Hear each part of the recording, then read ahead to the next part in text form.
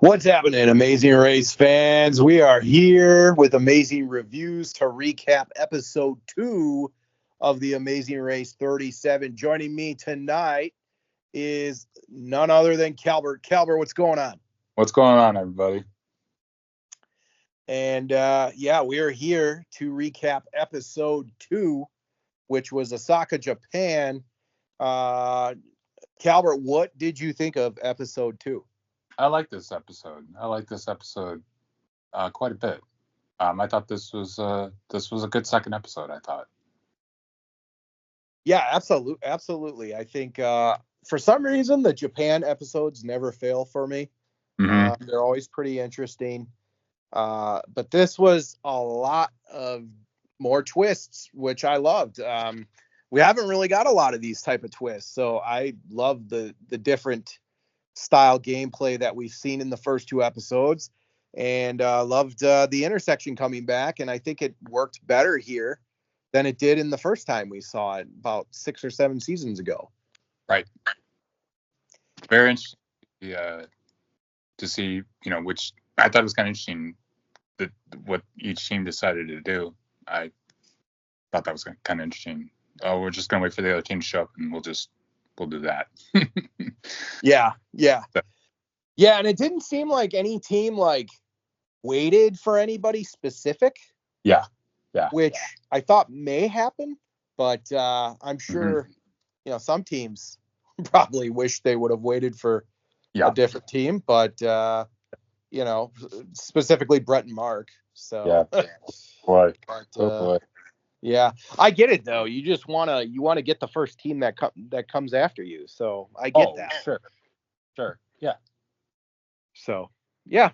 Anyways, all right. So the episode starts off with teams start the leg at the Shimshasu Promenade overlooking the Avenue of Stars. At the start of this leg, teams were instructed to fly to Osaka, Japan, with teams required to book their flight at the Crocodile Center. Once there, teams had to travel to the Sutenkaku Tower and find their next clue, which sent them to Namba Hatch.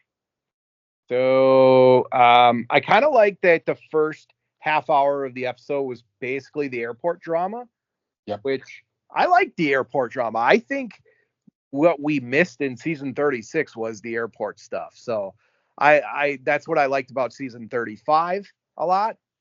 So I'm glad to see it back in 37, and hopefully it's here to stay for a while. There was some interesting stuff that happened. We had two teams actually try to stick it out and join up with the second flight. And then we had 2 teams that just took the third flight and didn't really try to fight it. Mm-hmm. So, any comments there, Calbert, about what you saw from Pops and Jeff? I just about to say Pops and Jeff were one of the ones that were they were actually able to get on a different flight. I thought that was interesting. They just were like, we're gonna try this. And it went off. Yes. And then Bernie and Kerrigan and Scott and Lori, they just stuck with the last flight. But turned out that those 2 teams had decent legs, I would say, or decent legs. Yeah. So, it actually worked out, especially for Scott and Lori. Yes, and then we saw the Bernie and Kerrigan kind of arguing quite a bit because they were arguing pretty good. And basically an abandoned airport. I thought that was kind of interesting too. It's basically an abandoned airport. It's just them and Scott and Lori basically. Sitting there. So I mean that's gonna happen, but you gotta have a plan. You can't just go, well, let's do this. Okay. You gotta we're not quite there yet. We're getting there. We're not quite there yet. Okay, this is this is we tend to look at this viewers as if we were there. Okay, here's what we're going to do today. I'm in charge. Tomorrow you're in charge. Right? It's kind of like paying for dinner. Right? Mm-hmm. First time I'll pay. Second time you pay. Yeah. Right? So that's once everybody gets that, generally everybody's okay with that. But like some people don't like that. So, and apparently they bickered already, and they weren't even on the flight, and they bickered. So Yeah. not a good start. No, not a good start at all because they just could not agree on what they wanted to do. So, right. Kerrigan, I can't remember if it was Kerrigan or Bernie, but Mm-hmm. one of them was saying, "Tell me what you want to do. Tell me what you want to do. I know you want to do something." And she's like, "No, I don't. No, I don't." And then all of a sudden she's like, "Well, what do you want to do?" She's like, "Well, I think we should just stick with the flight we have." So, yeah, I agree. If you're not on the same page, probably maybe take turns, right? Yeah, just take turns. Yep. So, yeah, I think that that was interesting between them two because though they weren't a team that we thought was gonna fight, or at least I didn't see it, at least in the first episode. So. Yeah, no, that's true. And I mean, they talked a lot about energy, which, okay, like, yes, that is a thing. I'm not faulting it, but generally people balance off each other. Mm-hmm. And if it's all negative, that's hard for a person that's optimistic or tries to bring good energy. It's a push and pull, right? So, I can see that continuing for them in particular, because it's already started. Yeah, so, we've seen this type of dynamic before. Mm-hmm. Yeah, with the two girl teams kind of bickering. Yep. But yeah, I think it's something to look out for. They were kind of one of our teams, like they're very fit, very good shape, but we really didn't know what their personality was going to be like. And looks like they're kind of both on the type A. So yeah, they could be butting heads quite a bit. So yeah, anyways, that was pretty much what happened at the airport. Pops and Jeff, and then Melinda and Eric got pretty lucky because they were able to get on the second flight, which definitely I would say helped out both teams. Were you surprised by the phone, by the way, that Jeff actually used like an old school, like cordless phone? It looked like or corded phone. Sorry, corded phone, not cordless. Corded phone. Yes, that was kind of funny actually. That was funny. But hey, they're lumberjacks, right? Yeah. Technology is not going to be the biggest priority. True. Yeah. Oh, wow. So anyways, teams encountered an intersection. So we haven't seen this, I think, in 7 seasons. It's been a while. I just remember the last time I think we saw one was in Africa. That's right. I remember it, and it didn't seem like it changed many spots. But I could be wrong on that. It's been a while since we've seen that, but it was cool to see it come back. Sure. Which required two teams to join together and complete tasks together until further notice. The teams were paired up thusly: Ernest and Bridget and Brett and Mark, Carson and Jack and Jonathan and Anna, Alyssa and Josiah and Nick and Mike, Courtney and Jasmine and Pops and Jeff, Melinda and Erica and Han and Holden, and Bernie and Kerrigan and Scott and Lori. So this was pretty interesting. A lot to go over here. I would say that Jonathan and Anna, your team, Jonathan and Carson and Jack. Yeah, they did pretty good. Didn't Carson say that Jack was a drummer or he took drums? And he can read music. He could read music. Yep. Not only was he a drummer, but he could also read the music. He was like, okay, I've figured it out. Yes. And so basically, which that's a big plus, because basically then you're just trying to help your partner go, okay, this is when you come in and you hit at this rate, which and Jonathan played piano, so he knew music. Yeah. And even like it still was not like obviously they didn't do perfect. Oh, it still took them a bit, but sometimes. yeah, they did pretty well, and they weren't the first teams there, obviously, and we'll get to that. But they did pretty well, I'd say, considering. And I would say Alyssa and I think it was Alyssa and Mike who did it. They did pretty well too. I think they got on their third try, I think. But we didn't see like a ton of them really. They just kind of, I just remember it took about three or four tries for them. I think the biggest ones though that we have to talk about were Scott and Bernie. And they were fantastic. They got it on their first try, didn't they? They did. Yeah. First try. Yeah, that was huge for them. And then when Scott was, obviously he knew music, and he said he was able to kind of help out Bernie, and they were able to. He was able to see things that she didn't see, and he was able to help out. So, yeah, that was pretty interesting. Believe it was Melinda and Han that also went. That was interesting as well.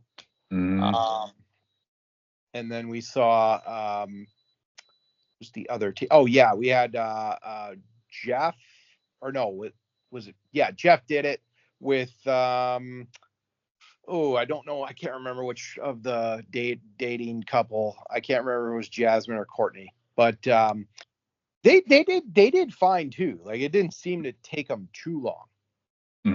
Yeah, but generally it took about 4 or 5, unless you were Ernest. Yes, unless you were Ernest, which was like what, 12? 12.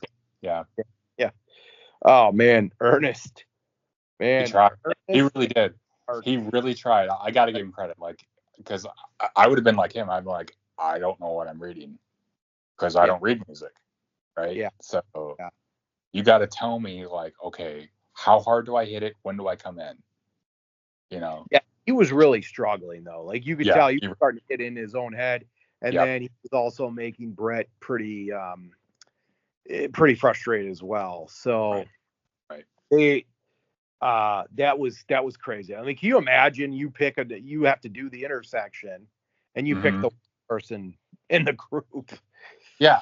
And that's the downside of it. I mean, in hindsight, the daughter.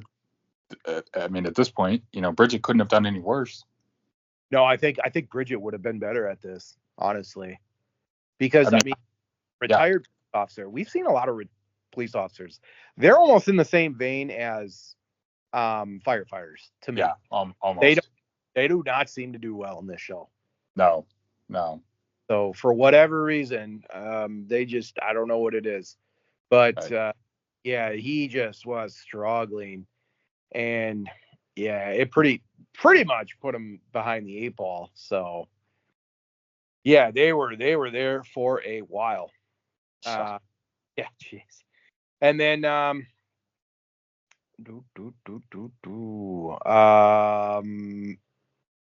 okay, so then in this legs roadblock, which was the intersection, one member from each of the newly joined teams had to memorize and perform a taco drum routine alongside a drum group before receiving their next clue. After this task, teams were no longer joined. After the roadblock, teams had to travel on foot to the Doton Bori Bridge, which had their next clue. And then, fun fact, this was the first detour of the season, and between Mochi or Mawashi. In Mochi, teams had to pound steam rice with a large mallet and then make 12 mochi balls before receiving their next clue. In Mawashi, both team members had to properly wrap a Mawashi on each other and then push a sumo wrestler out of a sumo ring before receiving their next clue. That guy obviously let them win. But Chris, I'm sorry, Calbert, what are you picking between these two? So I'm doing Mawashi. So I actually did in 6th grade, we did 6 weeks of Japanese culture. So the entire class, my class. So everything was all decked out in Japan and Japanese colors and flags, and we learned actually about sumo. So we actually had to do sumo for credit, and we did some paper stuff. We learned how to use some chopsticks. But yeah, so like we actually had to sumo against each other.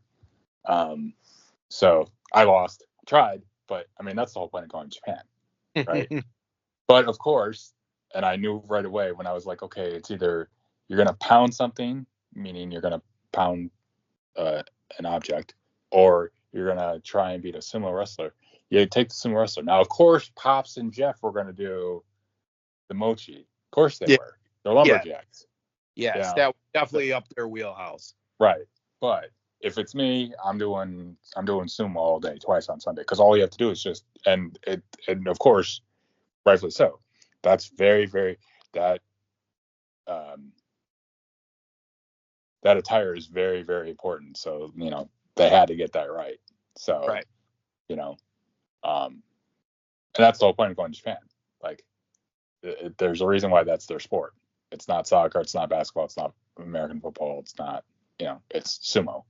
Period. So yeah, I'm doing the sumo all day, twice on Sunday. Wow. Okay. Wow. Because I actually thought mochi wasn't too bad actually. As far as the judge went, he was, and I mean, all three teams basically got it the first try. True. Yeah. True. Obviously, you had to do a little physical work, but I think mochi was kind of underrated. I think a lot of teams just went straight to the mawashi, but like you saw Han and Holden, like they had problems with it. Yeah. So I mean, some teams had to go, or even the brothers, Nick and Mike. Nick they Mike, had too. So I think like them, they should have probably picked mochi because it didn't seem too hard. I think most of the three teams, even Melinda and Erica, who they didn't want to go to mochi, but I think the cab driver may have took them there, or took them to the wrong place. Yeah. So they ended up doing that one, and they got it done pretty quickly. So I think mochi was a little slept on here. I can't really tell what I would have picked because I'm okay with doing the mallet, but I think if I'm ahead, I may have done mochi actually, but I think if I was behind, I was going to think, oh, well, mawashi, it can't be too hard, but you had to get it done. You had to be perfect basically with it. So yeah. I think you could have went either or, but most teams obviously went with the mawashi. And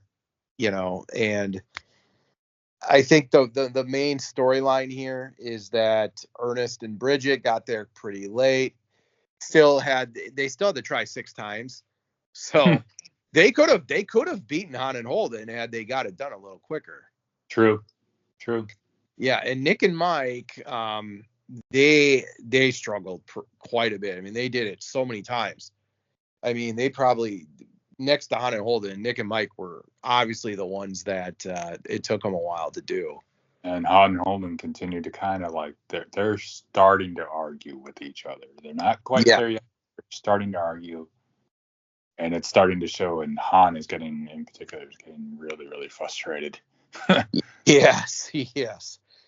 But Jonathan and Anna, they got there first, and they got it pretty quickly. I think 3 tries, maybe. 3 tries. Yeah, it was mostly because of it wasn't tied right in the front for Jonathan. That's why he had to go back and kind of make it a little tighter. And then Anna had a little trouble or Jonathan did it right, but like it was her problem was in the back. It needed to be looped a little tighter.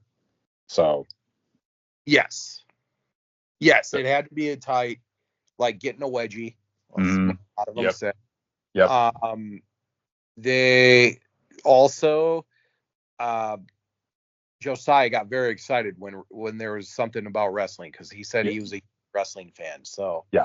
Yep. I'm guessing he means amateur wrestling I'm because guessing I so. think if he was a pro wrestling fan, you would have said Yokozuna or Akibono, right? Right. Right. Yeah. I think you had to say. I think if you were a wrestling fan, a pro wrestling fan, you would have said at least one of the two.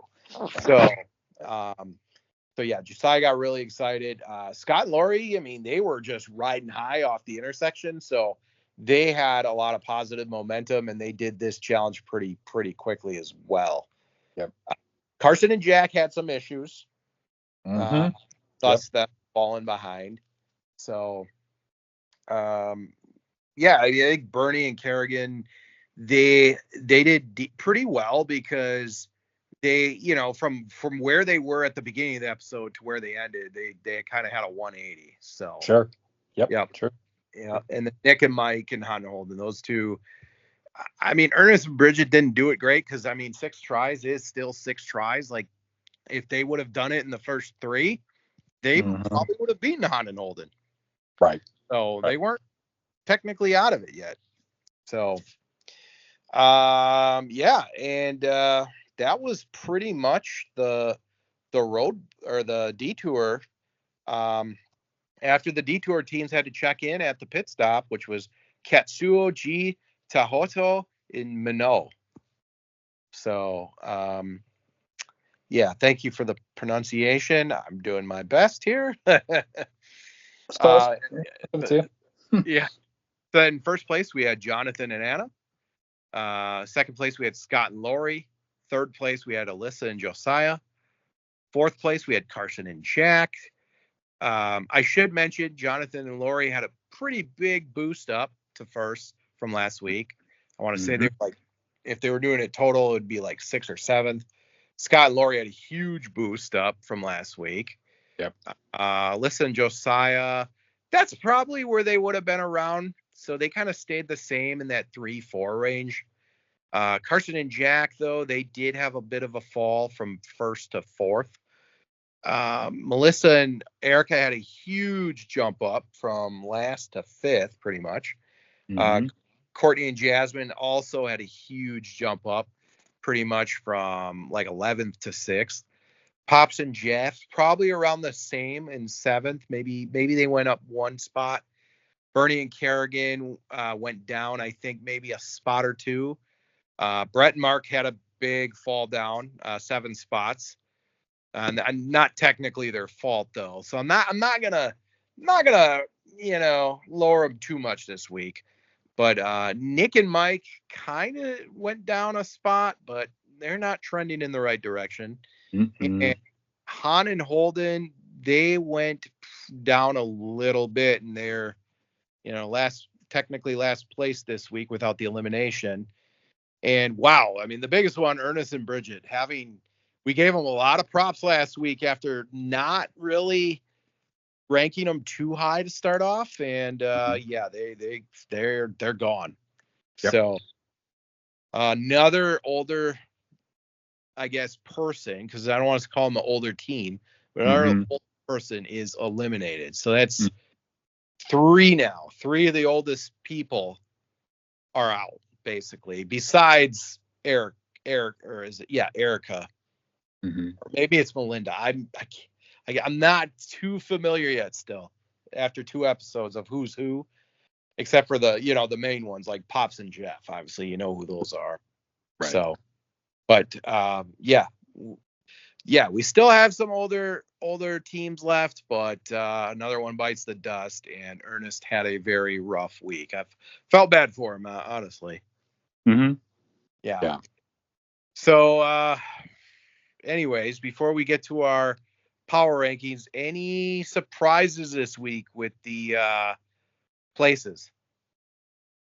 I would probably say Scott and Lori, just because of how much they jumped. So they jumped from, well, I mean, it technically was a spot, but yeah, still, considering where they took. Yeah, they took the other one too last week in the fork in the road. They took. Correct. They did the other challenge where teams were coming in later. So yeah, I think that is a big jump from them. Yeah, And considering where they started this episode, like I did not think they were going to finish second. No, it Didn't have looked that doom and gloom for them. Yeah. So I would say that.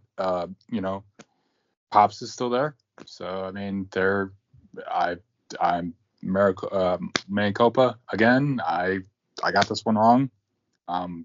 Yes, they did go down, but hey, you know what? They did right by choosing the mochi and then getting on the plane for the second flight. So it's not their fault. It's just, it was the drum.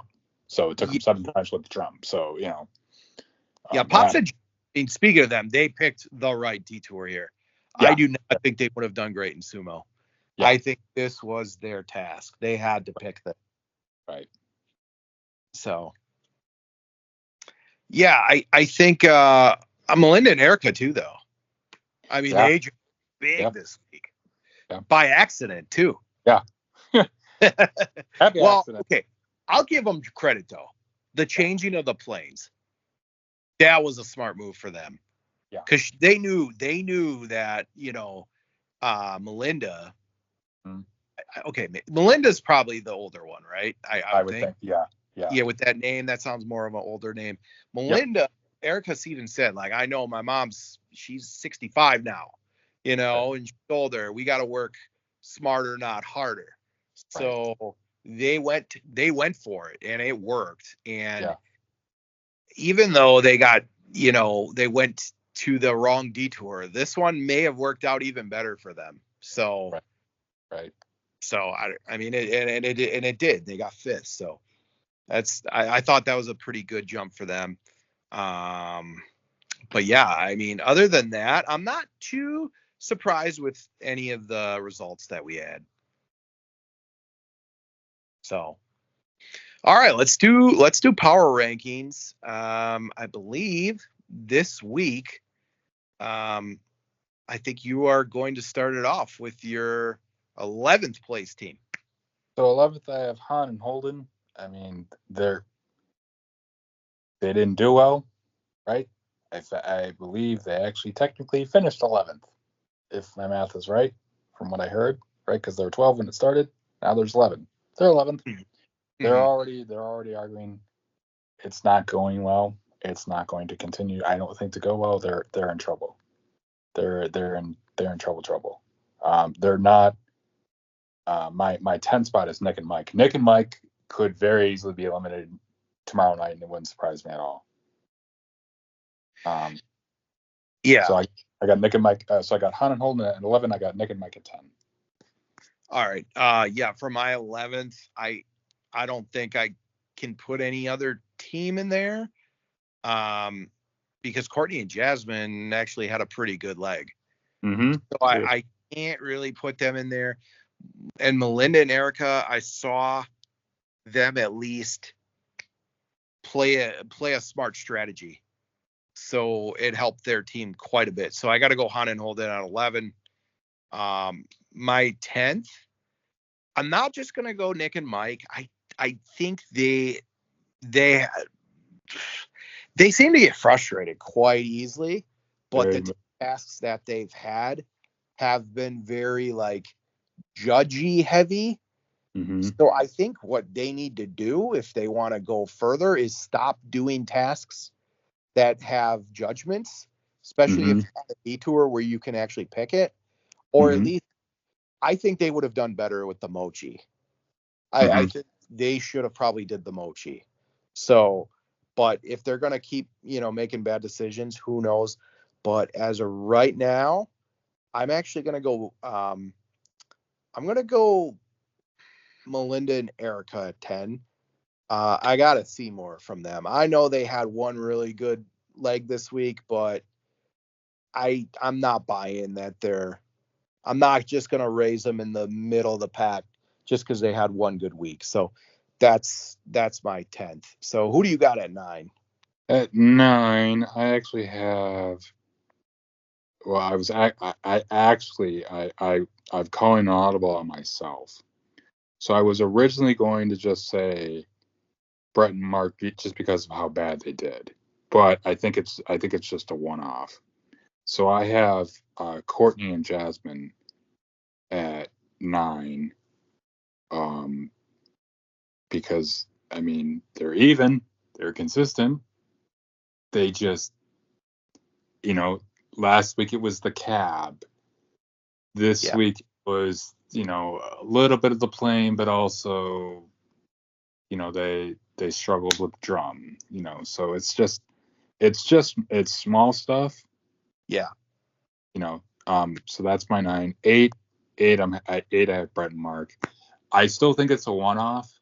I Yeah. really do. One-off for them, but they did not look good this week. So we can only go off of what happened from week to week. So this week, not so good. Are they in trouble? No. Do they need to make some adjustments? Yes, they obviously know that. So Yeah. My 9 is actually going to be Courtney and Jasmine. They had a much better week this week, but I don't think I can go any higher with them because they're still not. I just think it's not going to take much for them to go off the rails. mm-hmm. So I got to go with them at 9. My 8, I got to go Brett and Mark because they're arguing, they're missing details. Um, I'm still waiting to see when their athleticism is going to come into play. Mm-hmm. I mean, they did good at the drums, so I got to Yeah. give them that. But man, any type of task where they got to think and the judges got to judge, I think they're gonna struggle. So I got them at 8, just slightly ahead of Courtney and Jasmine. So you're number 7. My number 7th is actually going to be, I'm going to try Bernie and Kerrigan. Now, I didn't like the fact that they were already arguing at the airport. So they got to frickin' decide. They got to do exactly what I suggested, which was, okay, today it's Bernie's day, tomorrow it's Kerrigan's day. Yeah. They gotta do that. That's just how it's gonna work. Mm-hmm. Because their friendship looks like it's kind of coming apart. Yeah. Which isn't good. Yeah. That's true. My number 7 right now is also Bernie and Kerrigan, and same reasons you stated and we stated earlier. The fighting, the bickering. Those was a rough one for the second leg. So Mm-hmm. they're also similar to Nick and Mike, where the athleticism, where's it's only going to take you so far if you can't get along. So I got them at 7. Who's your 6? 6, I have Pops and Jeff. Mm-hmm. They're consistent. You know what? They really are. They're finding ways. Because Pops is also a little older, but they're finding ways to figure it out. So Yeah. My 6 is really hard right now because I've been kind of going back and forth mm-hmm. with these two teams. But I'm just gonna give the edge. I'm gonna give the edge to. I'm gonna go Scott and Lori at 6. Okay. They're higher now. They definitely risen in my rankings, but I need to see more. And Mm-hmm. there's one reason I have the other team higher than Scott and Lori. So even though Scott and Lori had a really, really good leg, I'm putting them at 6. Who do you got at 5? 5, I have Melinda and Erica. They're resilient.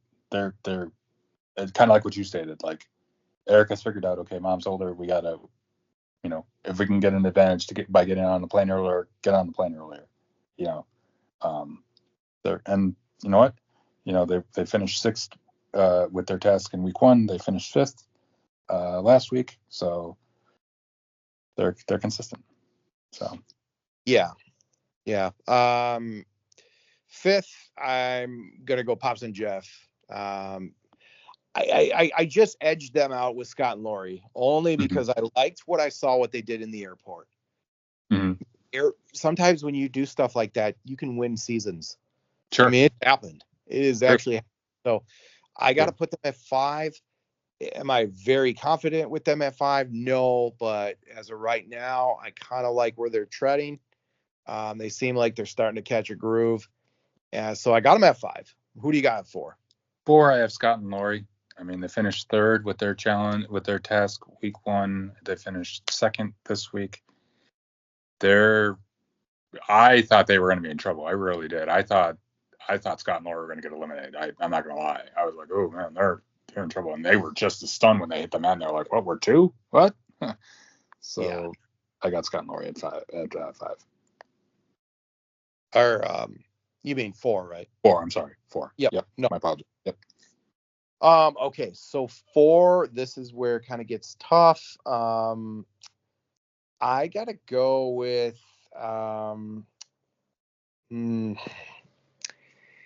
this is really tough because there's teams that had a really good first week and then, not a terrible second week, but there's things that I gotta see, them to do better.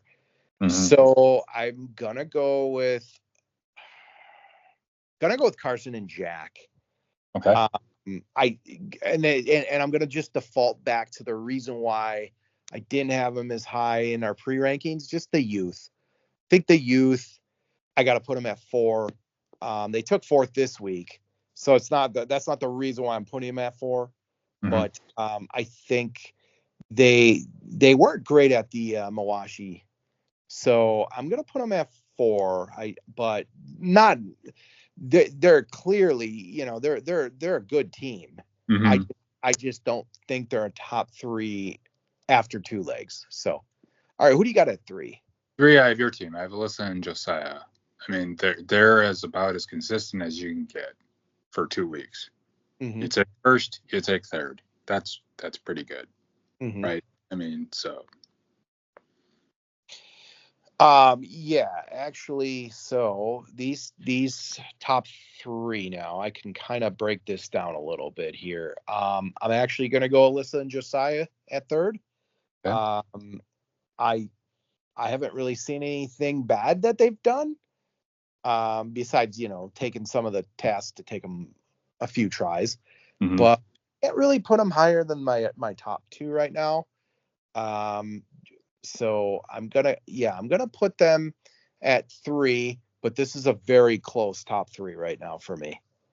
Who do you got at 2? 2, I have Carson and Jack. I mean, you're right. You're right. Eventually, their youth is going to play a factor. That's true. But you know what? 1st and 4th, not bad. They're consistent. They don't really argue. They just kind of put their head down and go to work. Sure. And this was another team that I was way off on. I didn't think they were going to do very well, and here they are. So I got them at 2. All right, my number 2, as of right now, I got Jonathan and Anna at 2. Mhm. So they are had a really good week. They absolutely killed it with both challenges, but I can't forget about that first week. And I still think any type of challenges they run into, they can start bickering with each other. So I'm not going to forget about that, but they definitely raced this week, so I got them at 2. And then who do you got at your 1? And 1, obviously, I look forward to your emails and your tweets. It's Jonathan and Anna. He's right. Hurls is right. They could bicker at any moment. But you know what? Jonathan does a pretty good job of putting his head down and just going to work. And he wants everything if he can get it, and he's very, very attention to detail oriented. But yeah, I got my team at 1. No shock. So. And my number 1 is going to be Brett and Mark. I just don't think you can hold them too accountable for this week because of the fact that they just got paired up with the wrong team.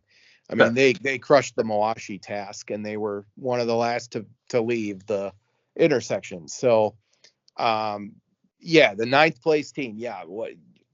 Why would you put them at 1? Well, I got the eyeball test.